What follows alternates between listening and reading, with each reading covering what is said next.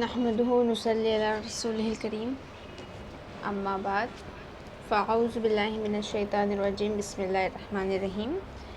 محترم طالبات، السلام علیکم ورحمۃ اللہ وبرکاتہ۔ آج کا ہمارا درس سورۃ البلد پہ رہے گا انشاءاللہ،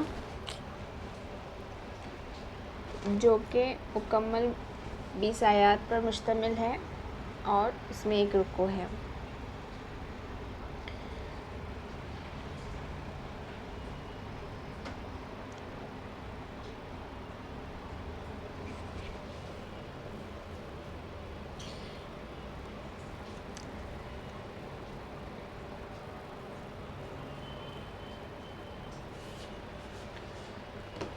بسم اللہ الرحمن الرحیم۔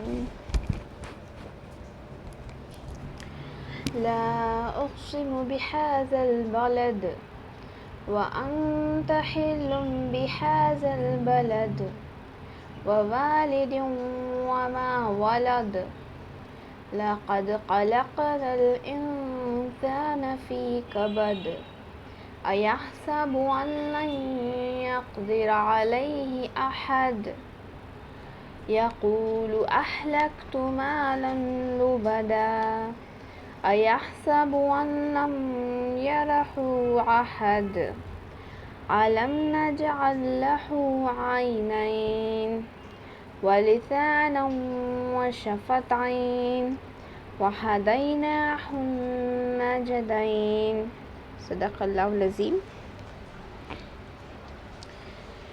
چونکہ یہ صورت مکمل 20 آیات پر مشتمل ہے، طویل صورت ہے، اس لیے اس کے ہم نے 2 حصے کیے ہیں۔ انشاءاللہ پہلے 10 آیتیں ہم آج کے درس میں دیکھیں گے اور اس کے بعد کی درس اس کے آنے والے درس میں انشاءاللہ۔ تو سورۃ البلد آپ دیکھ رہے ہیں، آیاتہا 20، رکوعہا 1 اور مکی صورت ہے، اور ترتیب قرآن کے حساب سے یہ 90 نمبر کی صورت ہے۔ تو آئیے اس کو شروع کرتے ہیں۔ ہماری پہلی آیت ہے، بسم اللہ الرحمن الرحیم۔ لا اقسم بہذا البلد۔ جی، تو پہلا ہے ہمارا حرف کلمہ لا۔ لا بامانی نہیں کیا آتا ہے۔ اقسم اصل میں ہے قسم، قسم کے لیے ہم استعمال کرتے ہیں قسمہ، حلف اٹھانے کے معنی میں استعمال کیا جاتا ہے۔ قسمیں کھاتے ہیں، اردو زبان میں ہمارا مستعمل لفظ ہے اقسم۔ سورہ اعراف میں اللہ تعالیٰ فرماتے ہیں وَأُقْسِمُ بِاللَّهِ جَهْدَ إِيمَانِهِمْ۔ سورۃ الانعام میں اللہ تعالیٰ فرماتے ہیں کہ یہ خدا کی سخت سخت قسمیں کھاتے ہیں، تو وہاں پر قسم کا لفظ استعمال کیا گیا ہے جمع میں اقسمو، وہ سب لوگ قسم کھاتے ہیں۔ اسی طرح سورۃ الاعراف میں اَحُلَائی الَّذِينَ أَقْسَمْتُمْ، کہ یہ وہی لوگ ہیں جن کے بارے میں تم قسمیں کھایا کرتے تھے۔ اسی طرح سورہ قیامہ میں لا اقسم بیوم القیامہ ولا اقسم بالنفس اللوامہ، کہ ہم کو روز قیامت کی قسم اور نفس لوامہ کی قسم۔ فلا اقسم بالرب المشارق والمغارب، کہ ہمیں مشرقوں اور مغربوں کے مالک کی قسم۔ ابھی تک ہم نے جو ہمارے صورتیں دیکھے ہیں، سورۃ الشمس، جی سورۃ اللیل، تو اس میں ہم نے دیکھے ہے کہ اللہ تعالیٰ نے قسم کے لیے جو لفظ استعمال کیے، حرف کا استعمال کیا گیا ہے، واو کا استعمال، واو قسمیہ۔ جی دیکھے ہم نے والضحیٰ واللیل اذا سجی، کہ قسم ہے روشنی کی، رات کی، دن کی۔ تو اللہ تعالیٰ نے اس سے پہلے جو قسمیں کھائی ہے تو وہ واو کے ذریعے سے کھائی ہے۔ واو حرف ہے قسموں کے لیے، لیکن یہ پہلا مقام ہے جو ہم پڑھ رہے ہیں، لا کا لفظ استعمال کیا گیا ہے، اور اس کے بعد اقسمو مکمل طور پر قسم کا لفظ استعمال کیا گیا ہے کہ نہیں میں قسم کھاتا ہوں۔ اقسمو متکلم کا صیغہ ہے اصل میں، قسمہ اصل مادہ ہے، اقسمو یعنی میں قسم کھاتا ہوں۔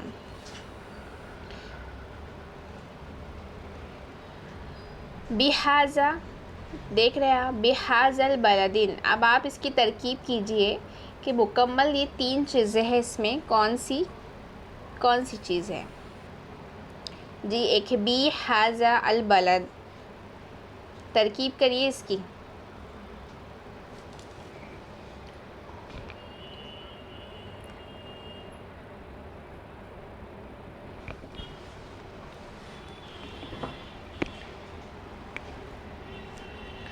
جی چیٹ باکس اوپن ہے آپ کا.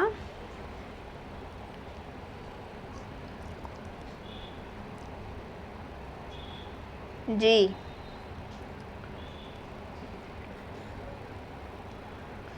ابھی مکمل 8 ہے طالبات جو ابھی کلاس میں موجود ہے.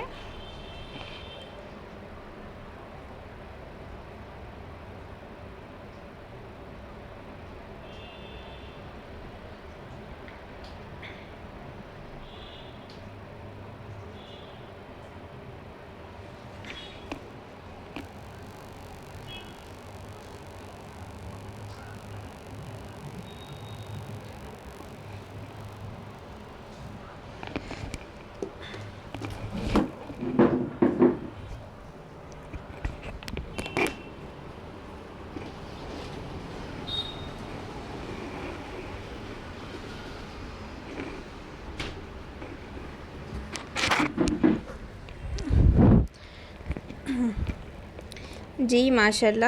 بی حرف ہے، حرف جر ہے. حاذا اسم اشارہ ہے. البلد یہ اسم ہے. تو اس میں 2 اسماء ہیں، حاذا اور البلد. بی حرف جر ہے.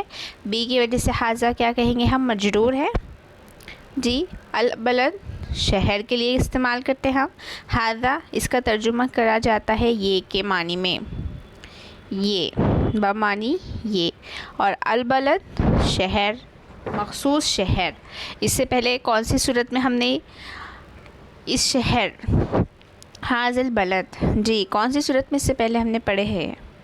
پچھلی کی صورتوں میں گزرا ہے.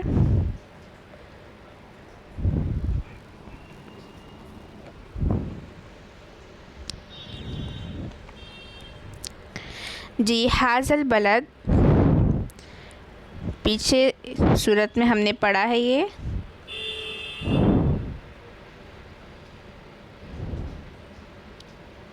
سورۃ التین میں ہم نے پڑھا تھا،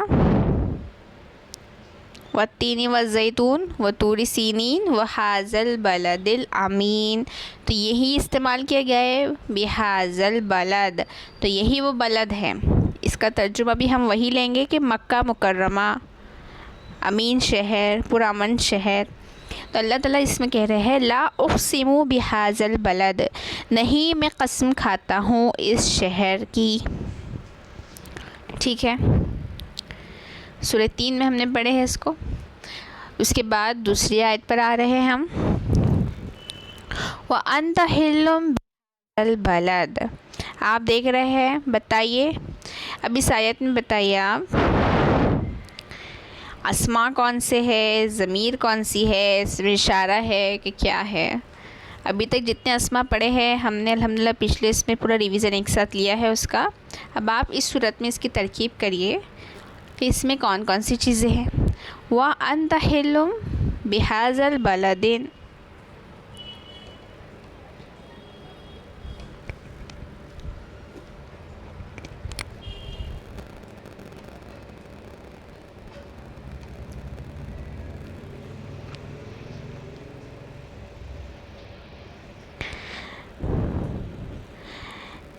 جی فوزیہ باجی، آپ کو کوئی نیٹ ورک ایشو ہو سکتے ہیں.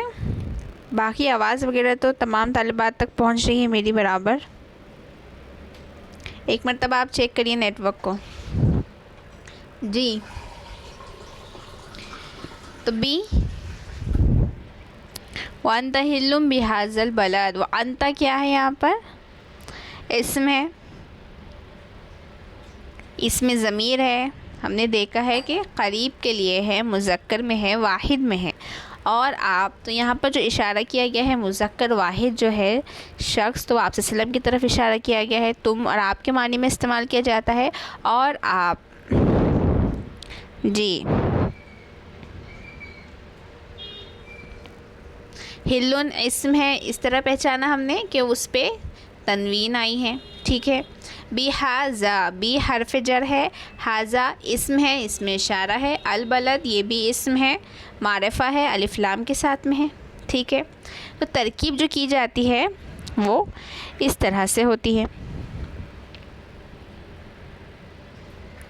جی تو مکمل دیکھیں گے ہم. اور آپ اے نبی کریم صلی اللہ علیہ وسلم، اور آپ ہلن اصل میں ہے ہا لام اور لام، حلا اصل میں اس کے معنی ہوتے ہیں گرہ کشائی کرنا، لپیٹ کر رکھنا۔ اس معنی میں ہم کہتے ہیں وَاحْلُلْ عُقْدَةً مِّن لِّسَانِي، تو وہاں پر وَاحْلُل یہی لفظ استعمال کیا گیا ہے کہ میری زبان کی گرہ کو کھول دے، تو یہاں پر گرہ مراد لیے جاتے ہیں۔ اس کے جو دوسرے معنی استعمال کیے جاتے ہیں، کسی جگہ پر اترنا، اس معنی میں بھی استعمال کیے جاتے ہیں، یا کسی جگہ اترنے کے لیے سامان کی رسیوں کی گرہ کھول دینا، اس معنی میں۔ تو اس کے معنی اترنا یا اتارنے کے بھی ہوتے ہیں۔ تو اللہ تعالیٰ فرما رہے ہیں اور آپ حلٌ اترے ہوئے ہیں، آپ کو اتارا گیا ہے، بِہَٰذَا الْبَلَدِ اس شہر میں، مکمل جو ترجمہ کریں گا، اور آپ اس شہر میں اترے ہوئے ہیں، اتارے گئے ہیں، ٹھیک ہے۔ اس کے بعد والی آیت پر آ رہے ہیں ہم، وَوَالِدٍ وَمَا وَلَدَ۔ جی اب اس میں سے تو آپ کے بہت سے جو الفاظ ہے، کلمات ہے، وہ بہت زیادہ پہچانے ہوں گے، اردو زبان میں ہم استعمال کرتے ہیں، بتائیے ذرا۔ وَوَالِدٍ وَمَا وَلَدَ،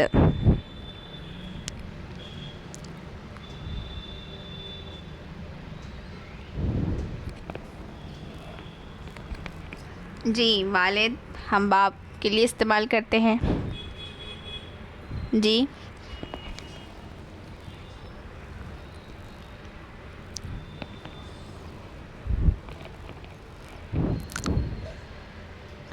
جی والد، ووالدن اور والد کی، وما ولد اور جو، ولدا ہم نے اس سے پہلے دیکھا ہے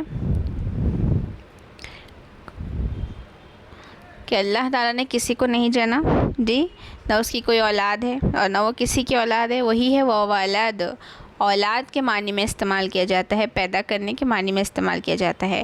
وہ والدن اور والد کی، وما ولد اور جو اس کی اولاد ہے، اس کی قسم کھاتا ہوں۔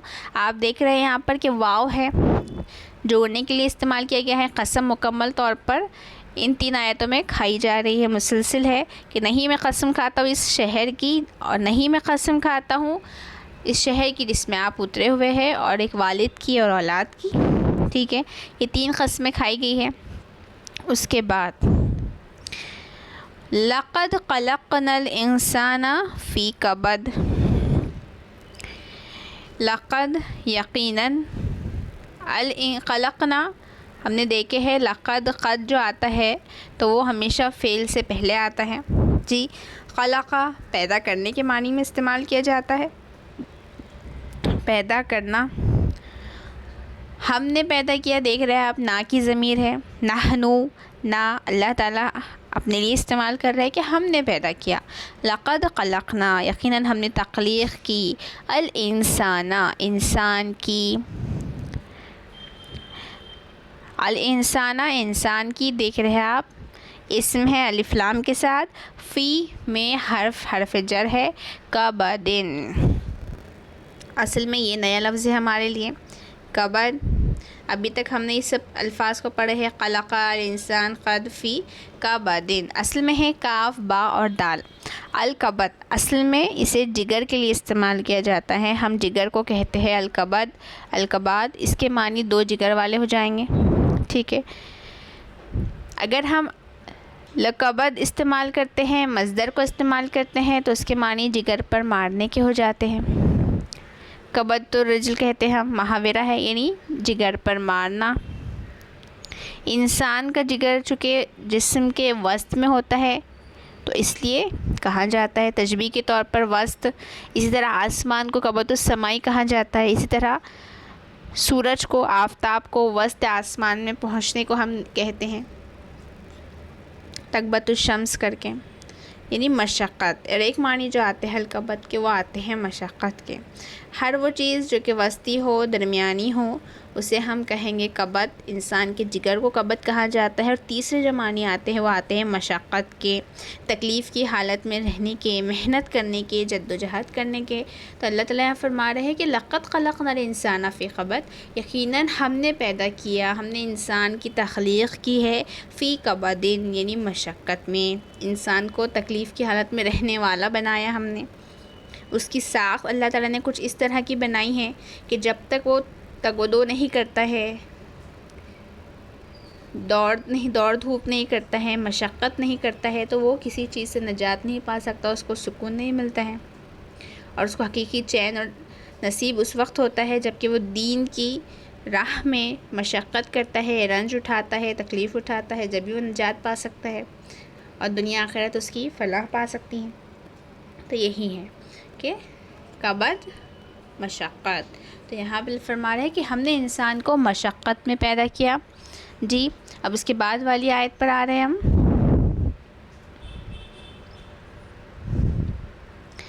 اَيَحْسَبُ أَن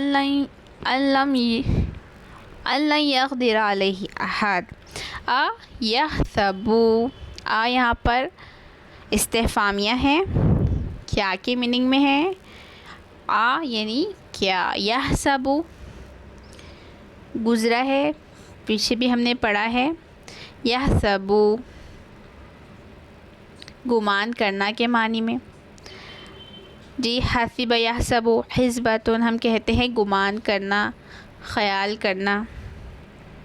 ام حسبتم ان تدخلوا الجنہ، کہ تم خیال کرتے ہو، گمان رکھتے ہو کہ یوں ہی جنت میں داخل کر دیے جاؤ گے۔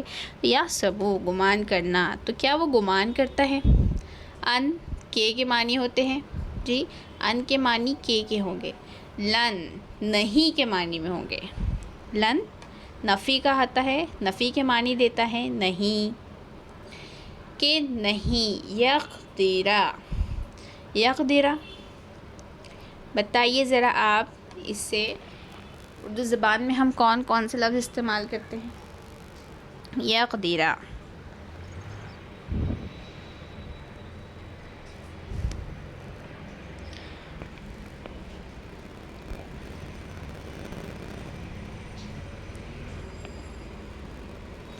ہم کہتے ہیں قادر، قدرت رکھنے والا، قدر، قدرت، اس طرح کے کئی الفاظ ہیں جو کہ اردو زبان میں استعمال کیے جاتے ہیں۔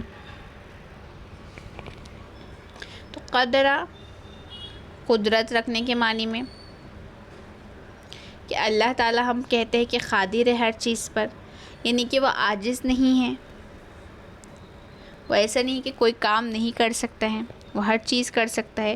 تو اس سے مراد ایک قوت ہوتی ہے، ایک طاقت ہوتی ہے جس سے کہ انسان کام کرتا ہے۔ تقدیر، قدرت رکھنا، قوت رکھنا ہم کہتے ہیں۔ تو ان لن یقدر، کہ قدرت رکھنا، کہ ہرگز اس پر بس نہیں چلے گا، کہ یہاں پر معنی لیے گئے ہیں۔ یقدر قدرت رکھنا، قوت رکھنا، علیہ، علی اصل میں ہے علی اور ہی، یہ بن گیا ہے علیہ، علی حرف ہے، حرف جار ہے، اوپر کے معنی میں آتا ہے ہی، اس پر، مکمل جو ترجمہ کریں گے ہم علیہ کا، اس پر، علی حرف جار ہے، ہی ضمیر ہے، جی متصل ہے، اللہ پر جڑ کے آئی ہے، حرف جر پر جڑ کے آئی ہے، مکمل ترجمہ اس پر ہوگا۔ احد، احد ہم کہتے ہیں کسی کے معنی میں، کوئی، کسی، مکمل جو ترجمہ کیا جائے گا اس کا، کیا وہ گمان کرتا ہے کہ اس پر کسی کا بس نہیں چلے گا، یا اس پر کوئی قادر نہیں ہے، کوئی قوت نہیں رکھتا ہے، یہ معنی لیے جائیں گے مکمل، کہ ویسا گمان کرتا ہے کہ اس پر کوئی قدرت نہیں رکھتا، یا پھر ایسا کہ وہ خیال رکھتا ہے یا ایسا گمان رکھتا ہے کہ اس پر کوئی قابو نہ پا سکیں گا۔ کئی مترجمین نے الگ الگ اس کے ترجمے کیے ہیں یقدرہ کے۔ ٹھیک ہے، اب ہماری چھٹی آیت پر آ رہے ہیں ہم۔ یقول اہلکت مالا لبدا، یقول، قال یقول کہنے کے معنی میں، یقول وہ کہتا ہے، مضارع ہے، حال کا ہے، وہ کہتا ہے، اہلکت، ہلاک، ہلاک ہو جانا،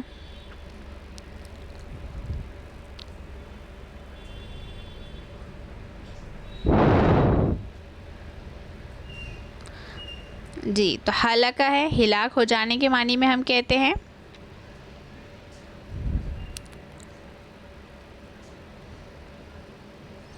ہا، لام اور کاف، اس کا روٹ ورڈ ہے، مادہ ہے، اور کئی معنوں میں اس کا استعمال کیا جاتا ہے۔ ایک خرابی، کسی چیز میں خرابی کے لیے بھی ہلاک ہو جانے کا لفظ بولا جاتا ہے، یا تو کوئی تبدیلی پیدا ہو جانا، جیسے کہ ہم کہتے ہیں کہ کھانے کا خراب ہو جانا، کھانا خراب ہو گیا ہم کہتے ہیں تو ہلاکت طعامی خراب ہونے کے معنی میں استعمال کریں گے۔ اہلکتو ہلاک ہو جانا، ایک ہم مرنے کی میننگ میں موت کے معنی میں استعمال کرتے ہیں۔ سورۃ البقرہ میں اللہ تعالیٰ ارشاد فرماتے ہیں وَيُهْلِكَ الْحَرْثَ وَالنَّسْلَ، اور کھیتی کو برباد اور انسان اور حیوانوں کی نسل کو نابود کر دی، یعنی موت، اس معنی میں بھی اس کا استعمال کیا جاتا ہے، مر جانے کے معنی میں۔ اور ایک جو معنی اس کے استعمال کیے جاتے ہیں کہ کسی چیز کا اپنے پاس سے جانا، جاتے رہنا، اپنے پاس سے خرچ ہوتے رہنا، اس معنی میں استعمال کیا جاتا ہے۔ سورہ حاقہ میں اللہ تعالیٰ فرماتے ہیں آیت نمبر 29 میں ہلک انی سلطانیہ، کہ ہائے میری سلطنت خاک میں مل گئی، یعنی میری سلطنت، میری دولت یہ میرے ہاتھ سے جاتی رہی، خاک میں مل گئی، اس معنی میں استعمال کیا جاتا ہے۔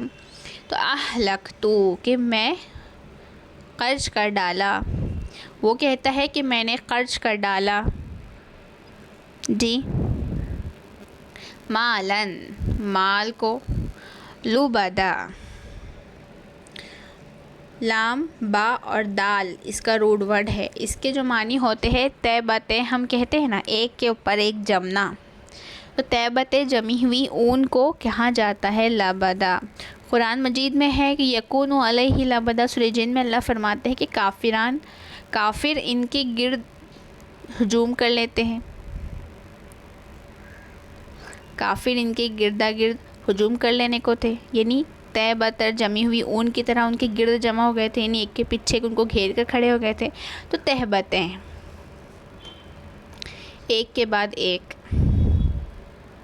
ایک کے پیچھے ایک، اس معنی میں بھی اس کا استعمال کیا جاتا ہے۔ تو یقول اہلکت مالا لبدا، کہ یقیناً میں نے، وہ کہتا ہے کہ میں نے مال کو اپنا خرچ کر ڈالا، ڈھیروں مال کو خرچ کر ڈالا، اڑا ڈالا، ایک کے بعد ایک خرچ کر ڈالا، اس معنی میں لیا جائے گا۔ اس کے بعد والی آیت پر آ رہے ہیں ہم،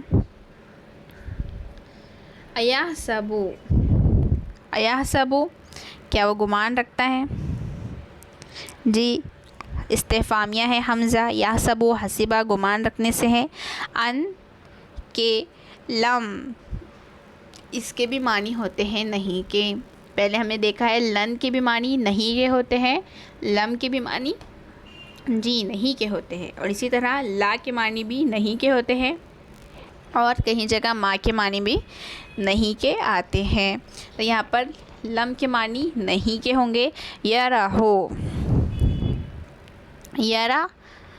یرا سے اصل میں دیکھنے کے معنی میں استعمال کیا جاتا ہے، دیکھا، ہو اسے، احدن کسی نے، کہ وہ ایسا گمان کرتا ہے کہ اس کو کسی نے نہیں دیکھا، وہ شخص کو جس نے کہ اپنا ڈھیروں مال خرچ کر ڈالا، وہ گمان رکھتا ہے کہ اس پر کوئی قدرت نہیں رکھنے والا، کوئی طاقت نہیں رکھنے والا، اس شخص کو کہ کیا وہ گمان رکھتا ہے کہ اس کو کسی نے نہیں دیکھا۔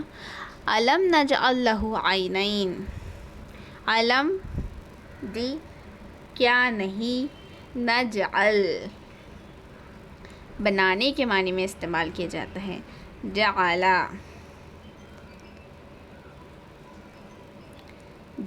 یجعلو کسی چیز کا بنانا، تو اللہ تعالیٰ یہاں کیا فرما رہے ہیں، جعل کہ ہم نے نہیں بنایا، لہو لام حرف ہے، لہو ضمیر ہے، اس کے لیے عینین، بتائیے کیا ہے، مؤنث ہے، مذکر ہے، کیا ہے،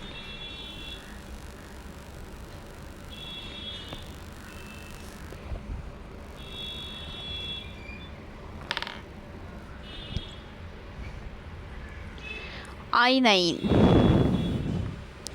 جی مؤنث ہے، کیوں مؤنث ہے عینین،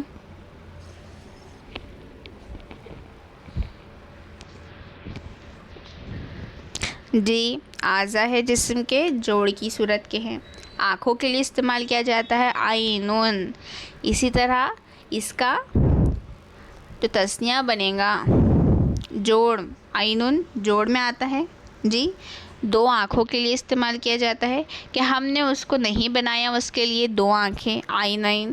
اب انشاءاللہ جب ہم اعراب کی بحث پڑھیں گے تو اس میں ہم سمجھیں گے کہ عینن یا عینین کیسے کیا ہو گیا، ٹھیک ہے۔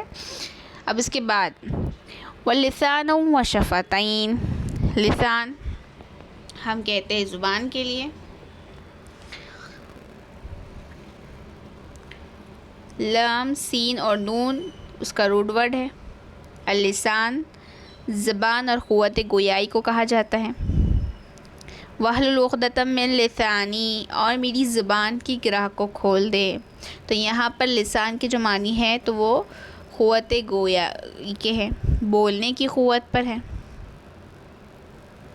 تو کسی چیز کا بولنا، سورۃ الشعراء میں اللہ تعالیٰ فرما رہے ہیں بلسان عربی مبین، کہ فصیح عربی زبان میں، کہ اللہ تعالیٰ ارشاد فرما رہے کہ ہم نے اس کو کیا کیا ہے، تمہاری زبان میں نازل کیا ہے۔ فَإِنَّمَا يَسَّرْنَاهُ بِلِسَانِكَ، اے پیغمبر ہم نے قرآن تمہاری زبان میں آسان نازل کیا ہے۔ اسی طرح سورہ روم میں اللہ تعالیٰ فرماتے ہیں وَاخْتِلَافُ أَلْسِنَتِكُمْ وَأَلْوَانِكُمْ، اور تمہاری زبانوں اور رنگوں کا اختلاف۔ جی تو اس میں جو استعمال کیا گیا ہے السنہ، تو اس سے مراد اصوات یعنی کہ آوازوں کا اور لہجوں کا اختلاف بھی مراد لیا جاتا ہے، یعنی بولنے کی قوت۔ اگر ہم اس کو سمجھیں تو بولنے کی قوت، لسانن قوت گویائی، آوازوں کا نکلنا مختلف۔ و شفتین، شفتین یہ ذات العضو ہے جی، جسم کا ایک عضو ہے، ہم کہتے ہیں ہونٹ، جو کہ ہمارے چہرے پر ہوتا ہے۔ 2 ہونٹ کے لیے استعمال کیا جاتا ہے شفتین، ہونٹوں کے لیے جی۔ تو اللہ تعالیٰ فرما رہا ہے کہ اور زبان اور ہونٹ، کیا ہم نے نہیں بنایا اس کے لیے 2 آنکھیں اور زبان اور 2 ہونٹ۔ اس کے بعد ہماری آخری آیت ہے وَهَدَيْنَاهُ النَّجْدَيْنِ، اور ہدایہ ہدایت دینا، رہنمائی کرنا کے میننگ میں استعمال کیا جاتا ہے۔ ہدینا ہم نے رہنمائی کی، ہم نے اسے راہ دکھائی، ہو اسے ضمیر ہے۔ النجدین نجدہ معنی ہوتے ہیں بلند اور سخت جگہ کے۔ وَهَدَيْنَاهُ النَّجْدَيْنِ، تو اس میں خیر اور شر کے دونوں راستے انسان کو دکھا دیے۔ مکمل طور پر نجدین راستوں کے معنی میں یہاں پر استعمال کیا گیا ہے، اور 2 راستے، نجد ہم کہتے ہیں ایک کے لیے، نجدین یہاں پر جو ہو گیا ہے وہ 2 کے لیے ہو گیا ہے۔ تو اس میں ہم سب مراد لیں گے حق باطل، سچائی اور جھوٹ کہنا، حسن قبیح، قول عمل۔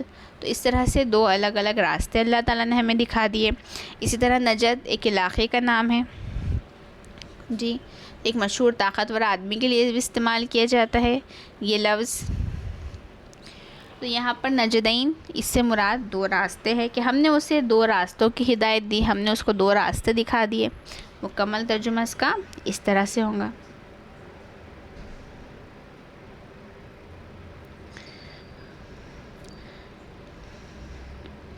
جی تو یہ جو صورت ہے سورۃ البلد مکی صورت ہے، مکہ مکرمہ میں نازل کی گئی ہے، ایک دم ابتدائی دور کی صورتوں کے ساتھ کا اس کا زمانہ نزول ہے۔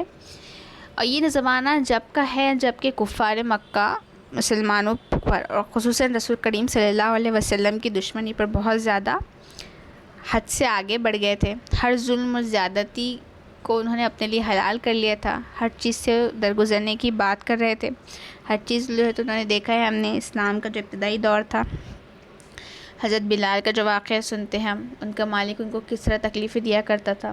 اس طرح حضرت سمیہ کا سنتے ہیں ہم، عمار بن یاسر ان کی والد اور والدہ کا کس طرح جو ہے تو کس طرح سے قتل کیا گیا، کس طرح سے ان کو تکلیفیں دی گئی۔ تو تاریخ میں خصوصاً مکہ کے ابتدائی دور میں بہت ساری ایسی مثالیں ہیں کہ ہر ظلم اور زیادتی میں ان لوگوں نے اپنے آپ کو بڑھا لیا تھا مسلمانوں کے خلاف۔ تو اس دور میں اور ویسے دور میں یہ صورت نازل ہوئی ہے۔ ہم نے دیکھا ہے کہ مکی صورتوں کا خاص اعجاز ہوتا ہے، ایک اہم خصوصیت ہوتی ہے، ایک اعجازی ہوتا ہے ان کا کہ بہت بڑے مضمون کو ایک چھوٹے سے فقرے میں سمو دیا جاتا ہے۔ جس طرح کہ ہم نے قل هو اللہ احد پڑھا ہے، اس کے بارے میں جو حدیث منقول ہوئی ہے کہ 1/3 آف قرآن، کہ قرآن کا 1/3 حصہ ہے۔ اسی طرح سورۃ النصر، باقی تمام جو صورتیں ہیں تو اس میں کم فقروں میں، 2-3 فقروں میں، 10-12 فقروں میں بہت اہم اور بہت بنیادی باتیں بتا دی گئی ہیں۔ ہم پڑھتے ہیں ایک دم معمولی چیز لگتی ہے اس کو، لیکن ایک سوچنا، تدبر اور تفکر کا جو مزاج ہوتا ہے وہ ایک بہت اعلیٰ پائے کی چیز ہوتا ہے۔ اب سورۃ البقرہ کے تعلق سے یہ آتے ہیں کہ صحابہ کرام کے بہت سارے اقوال ہیں اس کو مکمل کرنے کے لیے، کہ ایک صحابی نے تو اپنی پوری زندگی بس سورۃ البقرہ کو سمجھنے میں گزار دی، اس میں تدبر اور تفکر کرنے میں گزار دی۔ اس طرح کئی مہینے اور کئی سال صرف ایک سورت کو پڑھنے میں، اس کو سمجھنے میں صحابہ کرام نے گزار دی ہے۔ یہ جو قرآن مجید ہے واقعی ایک معجزہ ہے اگر ہم اس کو اس طرح سے سمجھیں، لیکن آج کے دور میں چونکہ اب ہماری زبان بھی اجمی ہے، ہم عربی نہیں ہے، تو ہمارے عربی سے پڑھنا ہی ایک مشکل کام دکھائی دیتا ہے۔ اگر ہم اس کو اس کی زبان میں سمجھیں تو بالکل ہماری تو بنیادی زبان ہے نہیں، لیکن ہم کوشش کر سکتے ہیں کہ ویسا تدبر اور تفکر کریں۔ تو یہ اعجاز قرآن مجید کا ایک مختصر سے چند فقروں میں اللہ تعالیٰ بہت گہری بات کہہ دیتے ہیں، بہت بڑے مضمون کو چند آیتوں میں سمو کر رکھ دیتے ہیں۔ تو سورۃ البلد بالکل اسی طرح کی سورت ہے، جس میں کہ آپ سب سے پہلے شہر مکہ کی قسم کھائی گئی ہے، اور رسول صلی اللہ علیہ وسلم پر گزرنے والے مصائب اور پورے آدم اولاد کے آدم یعنی ووالد وما ولد کی جو قسم کھائی گئی ہے، جو حقیقت پر گواہ کی حیثیت سے ان کو پیش کیا گیا ہے، یہ کہ انسان کے لیے آرام گاہ نہیں ہے دنیا، جس میں کہ وہ مزے اڑانے کے لیے پیدا کیا گیا ہو یا صرف مزے کے لیے پیدا کیا ہو۔ اصل میں انسان کی جو پیدائش کی گئی ہے وہ مشقت کی حالت میں ہوئی ہے۔ اسی مضمون کو سورہ نجم میں اللہ تعالیٰ فرماتے ہیں کہ لیس للانسان الا ما سعی، کہ نہیں انسان کو سوائے کہ وہ کوشش کرے، کہ انسان کی جو دنیا ہے، جو کارگاہ ہے، جو کام کرنے کی جگہ ہے، اس کے مستقبل کا جو انحصار ہے تو اس کی کوشش پر، صحیح جد و جہد پر، محنت پر اور مشقت پہ ہوتا ہے۔ تو اسی چیز کو یہاں پر بیان کیا گیا ہے، اس صورت میں بیان کیا گیا ہے۔ اور اس کے بعد انسان کی غلط فہمی جو ہوتی ہے کہ یہاں پر بس وہی ہے، اوپر سے کوئی بالا تر طاقت نہیں ہے، اس کو کوئی نہیں دیکھ رہا ہے، کوئی اس کے کام کی نگرانی نہیں کر رہا ہے، اس پر کوئی مواخذہ نہیں ہونے والا ہے، غرض کی تمام دولت، تمام نعمتیں اس کو حاصل ہونے کے بعد وہ سوچتا ہے کہ میں ہی سب سے طاقتور ہوں، میں ہوں سب سے اعلیٰ ہوں۔ تو اس غلط فہمی کو یہاں پر دور کیا گیا ہے۔ اور پھر انسان کے وہ بہت سے جاہل جو تصورات ہوتے ہیں، تو اس میں سے ایک چیز کو یہاں مثال کے طور پر لے کر اللہ تعالیٰ بیان کر رہے ہیں کہ دنیا نے کس طرح کہ ایک غلط معیار کو، ایک غلط چیز کو تجویز کر لیا ہے معیار اپنا، کہ جو شخص اپنی کبریائی میں یعنی گھمنڈ میں صرف لوگوں کی نمائش کے لیے ڈھیروں مال لٹاتا ہے، وہ خود بھی اپنی ان شاہ خرچیوں پر فخر کرتا ہے، یعنی صرف مال خرچ کرتا ہے تو کیوں کرتا ہے؟ اپنی گھمنڈ کے لیے، اپنی نمائش کے لیے، لوگوں کو دکھائے، لوگوں پر فخر جتائے اور لوگ اسے خوب داد دے، اس کی باتیں کریں۔ تو اللہ تعالیٰ فرما رہے ہیں کہ ایک ہستی ہے جو کہ اس کے کام کی نگرانی کر رہی ہے، وہ دیکھتی ہے کہ مال کن طریقوں سے وہ حاصل کرتا ہے، کن طریقوں پر اور کن راستوں میں وہ نیت سے، کس نیت سے اور کن غرض کے لیے خرچ کرتا ہے، اللہ تعالیٰ سب دیکھ رہے ہیں۔ وہی فرما رہے ہیں نا اس میں کہ اس کو کیا پتہ کہ ہم نہیں دیکھ رہے۔ تو اس کے بعد اللہ فرما رہے ہیں کہ ہم نے انسان کو علم کے ذرائع، سوچنے کی صلاحیت دی، بھلائی برائی کے راستے اس پر کھول دیے۔ اس کے بعد اللہ تعالیٰ اس چیز کی طرف آ رہے ہیں، تو ہماری پہلی آیت کی طرف آ رہے ہیں، لا اقسم بہذا البلد، کہ نہیں میں قسم کھاتا ہوں اس شہر کی۔ تو یہاں پر نہیں سے آغاز کیا گیا ہے کلام کا۔ تو جب نہیں سے اگر کلام کا آغاز نہیں سے کرنا اور پھر قسم کھا کر آگے کی بات شروع کرنا، ایک یہ چیز ہے کہ لوگ کوئی غلط بات کہہ رہے تھے جس کی تردید کرتے ہوئے فرمایا گیا کہ نہیں، یہ وہ بات نہیں ہے جو تم سمجھ بیٹھے، بلکہ میں فلاں فلاں چیزوں کی قسم کھاتا ہوں کہ اصل بات یہ ہے۔ ہم کہتے ہیں کہ نہیں یہ بات نہیں ہے، اصل یہ بات ہے، تو وہ چیز ہے لا اقسمو، نہیں میں قسم کھاتا ہوں۔ تو یہاں پر نہیں کا نہیں ہے، بلکہ جو پچھلے جو غلط باتیں ہیں ان باتوں کی تردید کرتے ہوئے، ان باتوں کا انکار کرتے ہوئے اللہ تعالیٰ اپنی بات کہہ رہے ہیں کہ میں فلاں فلاں چیزوں کی قسم کھاتا ہوں۔ اصل بات یہاں پر یہ ہے۔ اب یہ ہے کہ وہ کون سی بات تھی جس کی تردید اللہ تعالیٰ کلام میں کر رہے ہیں، ان اقسام میں، ان قسموں میں کر رہے ہیں، تو اس کے بعد جو آیتیں ہیں تو اس پر اس کا مضمون دلالت کرتا ہے۔ کفار یہ کہتے ہیں کہ ہم جس طرح طرز زندگی ہے ہمارا، جو زندگی پر ہم چل رہے ہیں، تو اس میں کوئی خرابی نہیں ہے، دنیا کی زندگی بس یہی ہے کہ ہم کھائے پیے، دنیا میں رہ کر مزے کرے، جب وقت آئے تو مر جائے۔ تو محمد صلی اللہ علیہ وسلم خواہ مخواہ ہمارے اس طرز زندگی کو غلط ٹھہرا رہے ہیں، ہمیں ڈرا رہے ہیں، ہم سے باز پرس ہوں گی، ہمیں اس کہہ کر ڈرایا جا رہا ہے، ہمیں جزا اور سزا سے سابقہ آئیں گا، اس چیز پر ڈرایا جا رہا ہے۔ تو ان لوگوں کے نزدیک جو اصل زندگی تھی اور جو اصل تھا وہ یہی تھا طرز زندگی میں، کہ سب چیزیں کچھ نہیں ہیں، بس دنیا میں ایسے بھیج دیے گئے ہیں کہ کھانے پینے کے لیے، مزے کرنے کے لیے اور مر جانا ہے۔ اس کے بعد کا نہ ان کے اوپر تو کوئی تصور واضح تھا کہ اس کے بعد کیا ہونا ہے، اصل حقیقت کیا ہے۔ تو وہ کہہ رہے تھے کہ محمد صلی اللہ علیہ وسلم کو لوگ غلط ٹھہرا رہے تھے کہ یہ غلط ہے، یہ خواہ مخواہ ہمارے طرز زندگی میں دخل اندازی کر رہے ہیں، یہ غلط کر رہے ہیں۔ تو اس چیز کو یہاں پر بیان کیا گیا ہے۔ تو ہے کہ میں قسم کھاتا ہوں اس شہر کی، شہر مکہ کی۔ اب اس مقام پر یہ بات ہے کہ یہ شہر بہذا البلد، کہ اس کی قسم کیوں کھائی جا رہی ہے، شہر مکہ کی کیوں یہاں پر قسم کھائی جا رہی ہے، اس کا کیا اس کے آگے والی آیتوں سے تعلق ہے۔ تو یہ ہے کہ اہل مکہ جو تھے، جو قریش کے لوگ تھے، جو مکہ میں بسے ہوئے، نبی کریم صلی اللہ علیہ وسلم جہاں پر بھیجے گئے تھے، تو وہ لوگ خود اپنے پس منظر سے، اپنے پہلے کی تاریخ سے بخوبی واقف تھے، اپنا سب کچھ جانتے تھے کہ کس طرح سے بیابہ و گیا وادی میں، سنسان پہاڑوں میں حضرت ابراہیم نے کس طرح سے اپنی بیوی کو، بچے کو یہاں پر لا بسایا تھا، کس طرح سے بے سہارا یہاں پر لا کر چھوڑ دیا تھا۔ بے سہارا سے مراد کہ کوئی انسان نہیں تھا، بس دونوں کو اکیلا وہاں پر چھوڑ دیا گیا تھا۔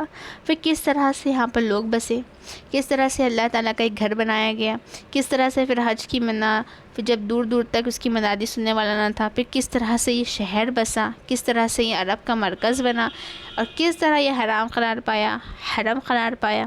تو صدہ برس کی تاریخ ہے جو کہ عرب کی سرزمین میں ہے۔ تو اللہ تعالیٰ یہاں پر وہی بتا رہے ہیں مکہ کا، یہاں مکہ کی جو قسم کھائی جا رہی ہے کہ تمام عرب کی سرزمین میں سوائے مکہ کے کوئی بھی مقام امن والا نہیں تھا، سکون والا نہیں تھا، اور یہ تمام عرب کے لوگ، مکہ کے لوگ بخوبی جانتے تھے، اس چیز سے واقف بھی تھے۔ تو اللہ تعالیٰ یہاں پر اس شہر کی قسم کھا رہے ہیں، مکہ المکرمہ کی قسم کھا رہے ہیں، جہاں پر نبی کریم صلی اللہ علیہ وسلم کو مبعوث کیا گیا تھا۔ اس کے بعد والی آیت پر آ رہے ہیں ہم، وَأَنْتَ حِلٌّ بِهَٰذَا الْبَلَدِ، اور حال یہ ہے نبی صلی اللہ علیہ وسلم کہ اس شہر میں تم کو حلال کر لیا گیا ہے۔ ہم نے اس کا ترجمہ دیکھا ہے کہ اترے ہوئے ہیں، ہم نے آپ کو اتارا ہے، آپ اترے ہیں، ٹھیک ہے۔ تو اصل میں حلم، تو اس کے مفسرین نے الگ الگ تفاسیر بیان کی گئی ہیں کہ ایک تفسیر جو بیان کی جاتی ہے کہ اس شہر میں تم کو حلال کر لیا گیا ہے، اس شہر میں آپ اترے ہوئے ہیں، یعنی اس شہر میں مقیم ہیں، آپ قیام کرتے ہیں، اور آپ کے مقیم ہونے کی صورت میں، آپ کے یہاں رہنے کی صورت میں اس شہر کی عظمت میں اور زیادہ اضافہ ہو گیا ہے۔ بعض مفسرین یہ تفسیر کرتے ہیں اس آیت کی، اور بعض کہتے ہیں کہ یہاں پر جو ہے تو ایک وقت آئے گا کہ جب کچھ دیر کے لیے یہاں پر جنگ کرنا، دشمن دین کو قتل کرنا آپ کے لیے حلال ہو جائے گا، آپ یہاں پر سب کچھ کر سکیں گے۔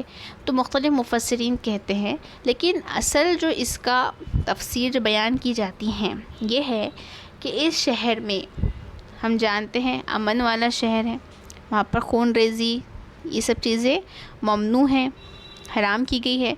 تو اس شہر میں جنگل کے جانوروں کو تک کو مارنا حرام ہے، درختوں کو کاٹنا یہ بھی حرام ہے۔ اہل عرب کے نزدیک درختوں کو بھی نہیں کاٹا جاتا ہے، وہ لوگ اس چیز کا بہت زیادہ خیال رکھتے ہیں، اور ہر ایک کو یہاں پر کیا ہوتا ہے، امن میں اثر آتا ہے، ہر شخص یہاں پر امن سے رہتا ہے۔ لیکن حال یہاں پر یہ ہو گیا ہے، اب اللہ تعالیٰ جو مکہ کی قسم کھانے کے بعد اور یہ جو آیتیں ہیں آگے جو بیان کی جا رہی ہے تو اس کے تناظر میں کہ مکہ ایک ایسا شہر ہے جو کہ امن والا ہے، جس میں جنگل کے جانوروں تک کوئی خطرہ نہیں ہے، نہ درختوں کو کوئی خطرہ ہے انسانوں سے، لوگ امن کی زندگی وہاں گزار رہے ہیں۔ تو اب وہاں پر حال یہ ہو گیا ہے، اس پرامن شہر میں حال یہ ہو گیا ہے کہ اے نبی تمہیں یہاں پر امن نصیب نہیں، تمہیں ستانا، تمہیں قتل کرنا، لوگوں کو تکلیفیں دینا، قتل کی تدبیریں کرنا، یہ سب یہاں پر کیا ہو گیا ہے، حلال کر لیا گیا ہے۔ ٹھیک ہے، جو مکمل اس کے تفاسیر میں جو کی جاتی ہے وہ یہی چیز ہے کہ تم کو یہاں بھیجا گیا ہے، حلم حلال کر لیا گیا ہے۔ ایک معنی یہ بھی لیے جاتے ہیں کہ تم کو حلال کر لیا گیا ہے۔ تو اب حلال کرنا کیا ہے کہ یہاں پر خون ریزی، کسی کو تکلیف پہنچانا، کوئی کہ ہر شخص یہاں پر امن سے رہ سکتا ہے، لیکن نبی کریم صلی اللہ علیہ وسلم کو تکلیف دینا، ستانا، خون ریزی کرنا، یہ سب چیزیں کیا ہو گئی تھی، لوگوں کے لیے حلال ہو گئی تھی۔ لوگ کھلم کھلا جو ہے تو ستا رہے تھے، تکالیف دے رہے تھے، مسلمانوں پر ظلم و ستم کر رہے تھے، بالکل امن جو ہے تو ان لوگوں سے چھین لیا گیا تھا۔ تو وہاں پر یہ بیان کر رہا ہے کہ وَأَنْتَ حِلٌّ بِهَٰذَا الْبَلَدِ، اور اس شہر میں تم کو حلال کر لیا گیا ہے۔ وَوَالِدٍ وَمَا وَلَدَ، اور قسم کھاتا ہوں باپ کی اور اس کی اولاد کی جو اس سے پیدا ہوئی۔ والد ہم کہتے ہیں باپ کے لیے، وما ولد، اور جو اس کی اولاد ہے اس کے لیے یہاں پر استعمال کیا جاتا ہے۔ تو یہاں باپ سے اور ان سے پیدا ہونے والی اولاد یہ الفاظ استعمال کیے گئے ہیں، اور آگے پھر انسان کا ذکر کیا گیا ہے آگے کی آیات میں۔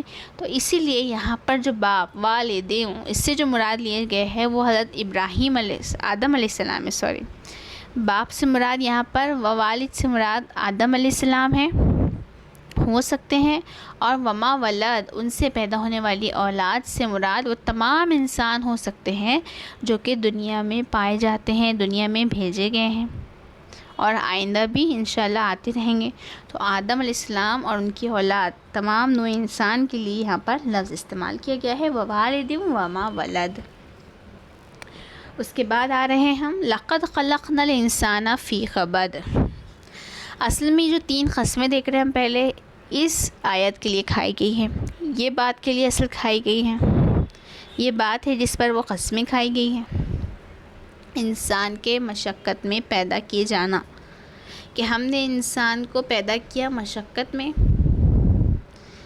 یعنی کہ مشقت میں پیدا کیے جانے کا مطلب یہ ہے کہ انسان جو اس دنیا میں مزے کرنے کے لیے، صرف چین کی زندگی بسر کرنے کے لیے نہیں پیدا کیا گیا، بلکہ اس کے لیے یہ جو دنیا ہے یہ محنت، مشقت اور سختیاں جھیلنے کی جگہ ہے، اور کوئی انسان بھی اس حالت میں گزرے بغیر نہیں رہ سکتا۔ ہر انسان کے لیے اللہ تعالیٰ نے یہ چیز لکھ دی ہے، محنت کرنا، مشقت رکھنا، سختیاں وغیرہ۔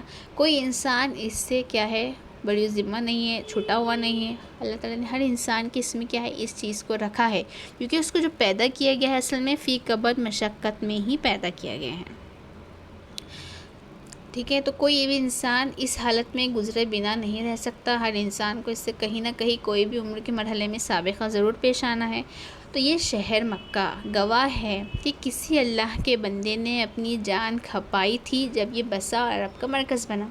ہم دیکھتے ہیں ابراہیم علیہ السلام کا جو ہے، ابراہیم اور اسماعیل علیہ السلام، جی دیکھیں ہم نے کہ ابراہیم علیہ السلام نے کس طرح اپنی بیوی بچے کو وہاں لا کر چھوڑ دیے تھے۔ وہ کیا تھا، ایک مشقت ہی تھی۔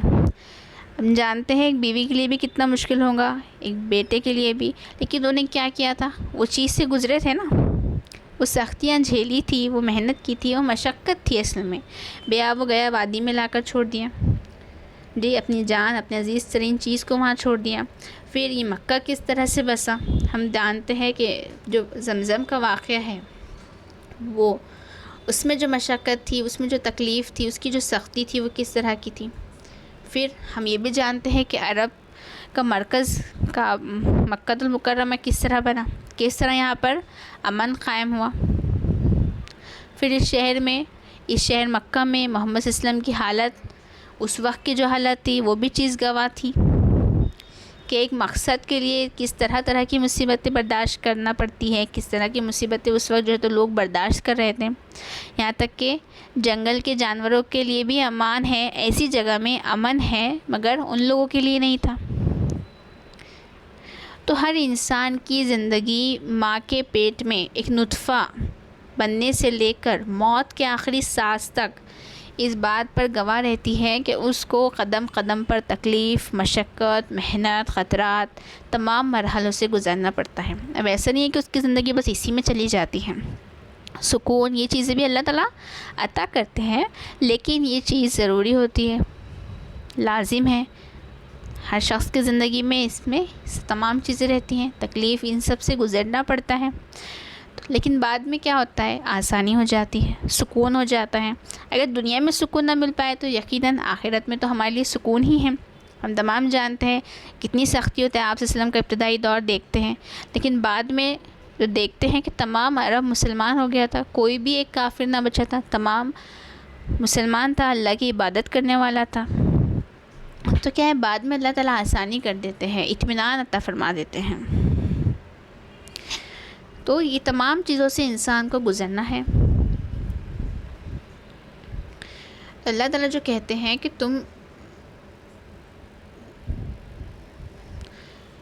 یعنی کہ ایک قابل رشک حالت انسان کی ہوتی ہے جب وہ ماں کے پیٹ میں تھا۔ انسان جب ماں کے پیٹ میں ہوتا ہے تو ہر وقت کیا ہوتا ہے؟ خطرہ رہتا ہی ہے۔ اور آج کل کے دور میں ہم لوگ بھی بخوبی جانتے ہیں کہ کتنے زیادہ یعنی کہ کنڈیشنز کتنی زیادہ کیسی ہو جا رہی ہے، مختلف الگ الگ قسم کی کچھ بھی نئی نئی چیزیں آ جا رہی ہے۔ حمل کے دوران میں، پری پریگننسی میں، زچگی میں، اسقاط حمل ہو جانا، تھیلی کا کھل جانا، ٹانکے وغیرہ، ہر طرح سے یعنی انسان ایک بچہ پیدا کرنا بھی یعنی کتنی مشکلوں کا کام ہو گیا ہے۔ اسقاط حمل ہو جا رہے ہیں، مختلف بیماریاں آ جا رہی ہے، پانی کم ہو جا رہا ہے، بچہ کمزور ہو جا رہا ہے۔ پہلے کے پہلے انسان اتنی ترقی کر رہا ہے تو اتنی زیادہ کیا ہو رہی ہے، تمام چیزیں ہمیں سمجھ میں آ رہی ہیں۔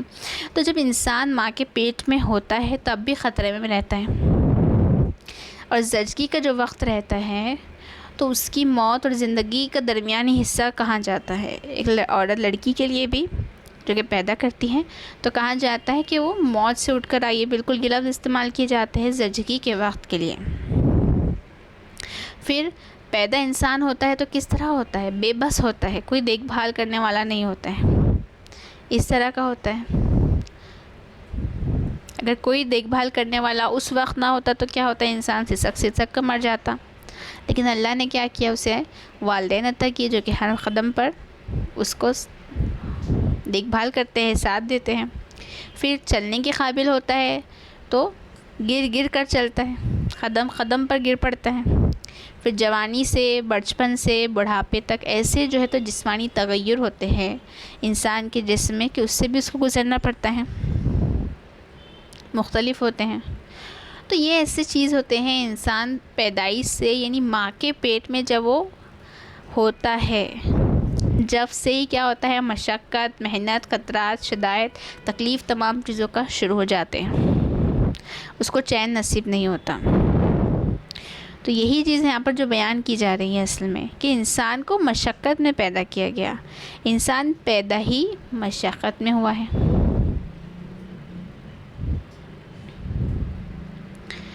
اَیَحْسَبُ أَن لَّن يَقْدِرَ عَلَيْهِ أَحَدٌ، کیا وہ گمان کرتا ہے کہ اس پر کسی کا بس نہیں چلے گا؟ اس کا ترجمہ جو کیا جاتا ہے کہ اس نے یہ سمجھ رکھا ہے کہ اس پر کوئی قابو نہ پا سکے گا۔ تو انسان کی جو ایک حالت ہوتی ہے، ایک تکبر جو ہوتا ہے کہ دنیا میں وہ جو کچھ بھی کر لے، جو چاہے کر لے، اس کو کوئی دیکھنے والا نہیں ہے، اس پر کوئی قدرت نہیں رکھتا، اس سے کوئی بالاتر اقتدار کی حامل ہستی نہیں ہے جو کہ اس کو پکڑ لے، اس کا سر نیچا کر لے یا اس کو نیچے گرا دے۔ حالانکہ آخرت سے پہلے خود اس دنیا میں ہر چیز وہ دیکھ رہا ہے، جی اس کی تقدیر، فرمانروائی قائم ہے، تمام چیزیں کیا ہیں؟ تمام چیزیں دنیا میں سب چیزیں قائم دائم رہتی ہے، لیکن اللہ تعالیٰ صرف ایک چیز میں اس کو ختم کرنے کا اختیار رکھتے ہیں۔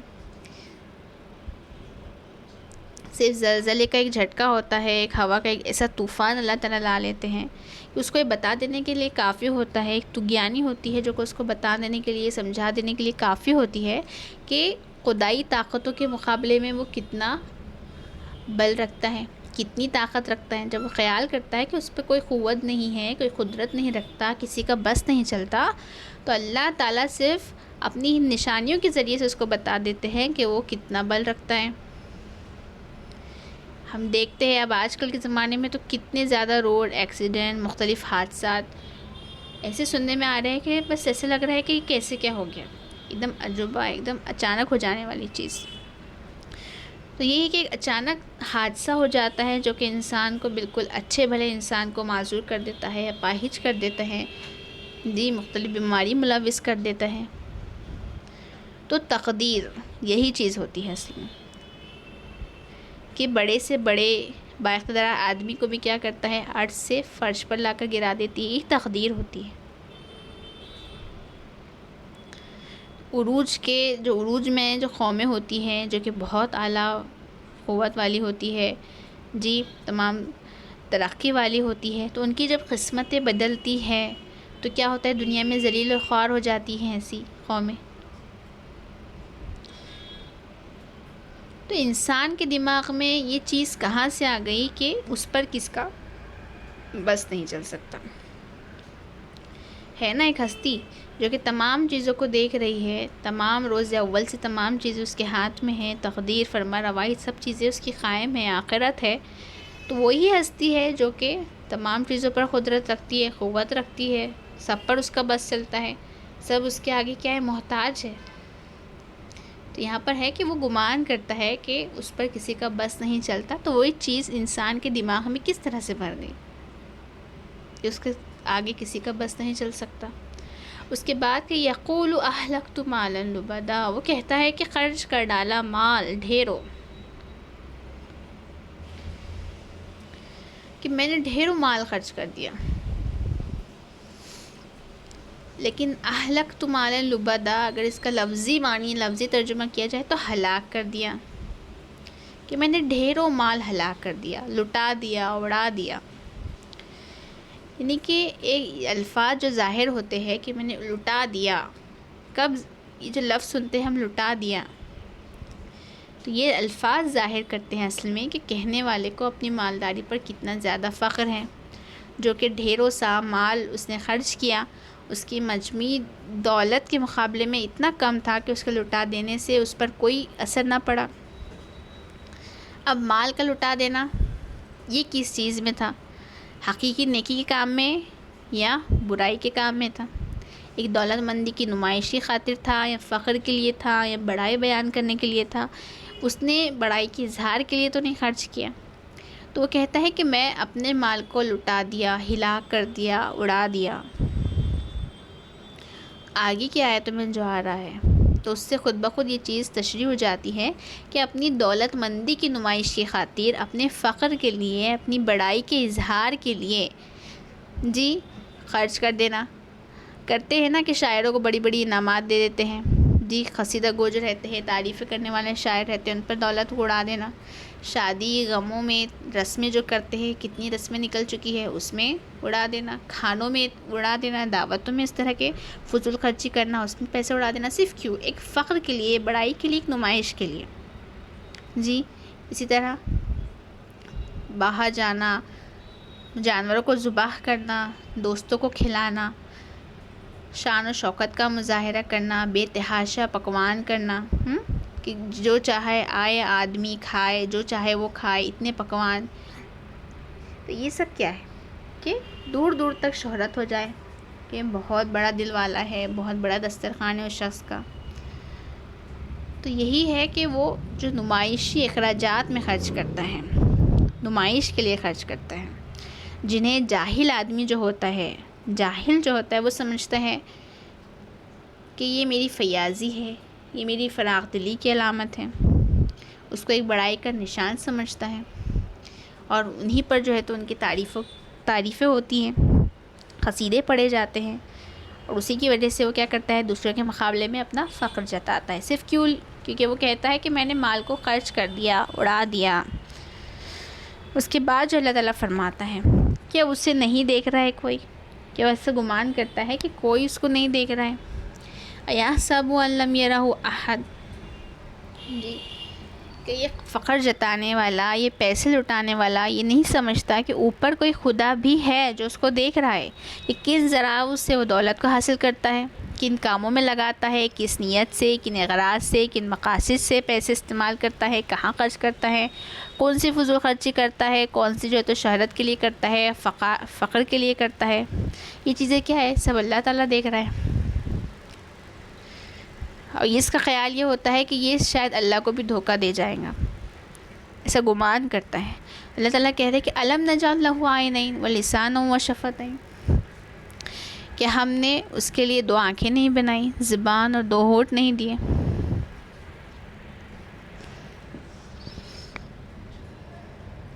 مطلب یہ کہ ہم نے اس کو علم کے، عقل کے تمام ذرائع نہیں دیے۔ دونوں آنکھیں، یہاں سے مراد انسانی آنکھیں ہیں جو کہ انسان کو دی گئی ہے، جو کہ کھول کر آدمی دیکھے تو ہر طرف جو ہے تو اللہ تعالیٰ کی آیات دیکھتا ہے، نشانیاں دیکھتا ہے، جی اس کی معجزات دیکھتا ہے، حقیقت کو دیکھتا ہے، جو حقیقت کا پتہ دیتے ہیں، ایسی آنکھیں ہوتی ہیں۔ صحیح غلط کا فرق سمجھانے والی آنکھیں ہوتی ہیں انسان کی۔ زبان اور ہونٹوں سے مراد بولنے کے صرف آلات نہیں ہے کہ جس سے بولا جاتا ہے ہونٹ اور زبان، بلکہ یہ انسان کے بات کرنے کا اصل میں نفس ہے، جس کے ذریعے سے، ان آلات کے ذریعے سے، ہونٹ اور زبان کے ذریعے سے سوچنے سمجھنے کا بھی کام کرتا ہے۔ اس سے اظہار معافی ضمیر، یعنی جو کچھ بھی اس کے ضمیر میں ہے، جو کچھ بھی اندر ہے، اس کو باہر نکالنے بتانے کا بھی کام کرتا ہے۔ تو یہ کیا ہے؟ اللہ تعالیٰ کی نعمتیں ہیں جو کہ اللہ تعالیٰ نے عطا کیا ہے۔ حالانکہ 2 آنکھیں تو یہاں پر تو اللہ تعالیٰ نے جانوروں کو بھی عطا کیا ہے، لیکن انسان کی آنکھوں کی جو بات ہے کہ وہ کیا کرتا ہے، اس سے حقیقت کا پتہ لگاتا ہے، صحیح غلط کا فرق سمجھتا ہے، ایسی ہیں آنکھیں۔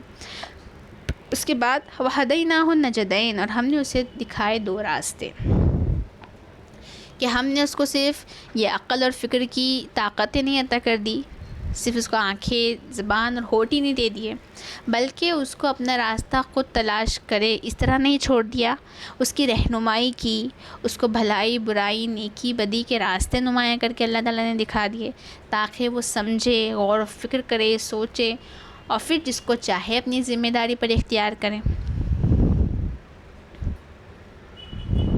تو اللہ تعالیٰ نے جو انسان کو یہ نعمتیں دی ہے، یہ طاقتیں دی ہے، تو اللہ تعالیٰ وہی کہہ رہے ہیں کہ ہم نے اسے 2 راستے دکھا دیے ان تمام چیزوں کے دینے کے بعد، کہ وہ اپنی ذمہ داری پر اب کس کو اختیار کرتا ہے، تمام چیزوں کے ذریعے سے اپنی طاقتوں کو عمل میں لا کر وہ کون سا راستے کو چنتا ہے۔ وَهَدَيْنَاهُ النَّجْدَيْنِ، ٹھیک ہے۔ تو یہی جو مختصراً اس میں یہی تھی کہ اللہ تعالیٰ نے جو قسم کھائی ہے 3 چیزوں کی، اور اس کے بعد میں جس چیز پر کھائی ہے کہ انسان کو ہم نے مشقت میں پیدا کیا ہے۔ انسان کا اصل جو بیس ہے وہ مشقت ہے، ہر انسان کو اس سے گزرنا ہی پڑتا ہے، اہم ترین چیز ہے۔ اس کے بعد انسان کے بارے میں بیان کر رہا ہے کہ وہ ایسا سمجھتا ہے کہ اس پر کسی کو کوئی قدرت نہیں رکھتا، جی وہ کوئی قدرت نہیں رکھتا انسان پر، اپنی تکبر میں اس طرح بڑھ جاتا ہے کہ وہ ایسا سوچتا ہے کہ کوئی اس پر بس نہیں چلنے والا ہے کسی کا، اپنا مال لٹا دیتا ہے۔ تو یہ کیا نہیں سمجھتا کہ کوئی اس کو دیکھ رہا ہے کہ تم نے کس مقصد سے وہ مال کو لٹایا ہے، کہاں سے حاصل کیا ہے، کہاں خرچ کیا ہے۔ پھر اللہ تعالیٰ اس کی بات کہہ رہے کہ ہم نے تم کو آنکھیں، ہونٹ اور زبان نہیں دیے، اور ہم کو تم نے راستہ نہیں بتا دیا ہم نے تمہیں۔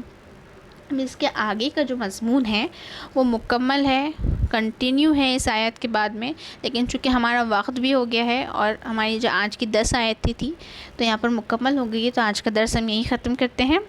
وآخر دعوانا ان الحمد للہ رب العالمین۔